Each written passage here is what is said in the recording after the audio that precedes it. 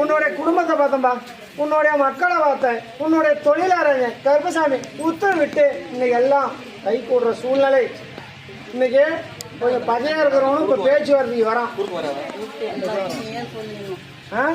நான் பார்த்துக்கிறேன். இன்னைக்கு எல்லாம் சமஸ்காரத்துக்கும் வரவன் சமாதானமாக போலாங்கிற ஒரு வாய்ப்பையும் நான் கொடுத்துருக்கிறேன். அதனால் கருப்பசாமி உத்தரவிட்டு இதுக்கு மேலே தீமையை அவனும் நினைக்க முடியாது. உன் கட்டுமணிக்கும் இன்னைக்கு ஒரு பெண் தெய்வமும் உங்கள்கிட்ட இருக்கிறா. அதே மாதிரி இந்த கருப்பனும் உன் கூட இருக்கிற. நீ நினைச்ச குரலுக்கு இந்த கட்டுமணியிலேயே கருவண்டா நான் உன் கட்டுமணிக்கு வந்துட்டு போயிட்டு தான் இருக்கிறேன்.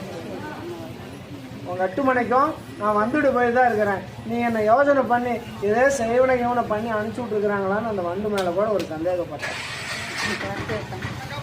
நான் தான், யாரும் இல்லை. இந்த கருப்பன் தான் என் மக்கள் என்ன, என் கட்டுமனை என்ன நிலையில் இருக்குது, எவ்வளோ மன சங்கடத்தில் இருக்கிறாங்க அப்படின்னு நினச்சி இந்த கருப்பன் இந்த கட்டுமனைக்கு உழவு வந்துட்டு இருக்கிறேன் தாயே. அதனால் இந்த பாலகனுக்கும் எந்த இதுக்கு மேலே உடல்நல பாதிப்பு வராது, உயிர் சேதம் இல்லாத மண்ணை தொட்டாலும் ஒன்றாகிற அளவுக்கு நான் வழிவத்து கொடுக்குறேன். கஷ்டத்தையும் தீர்த்துட்டேன், கஷ்ட நஷ்டத்தையும் தீர்த்துட்டேன். அதனால் கருப்பசாமி நீ இதுக்கு மேலே தொழில் வருமானம் மக்களோட கல்வியை பார்க்குறேன்.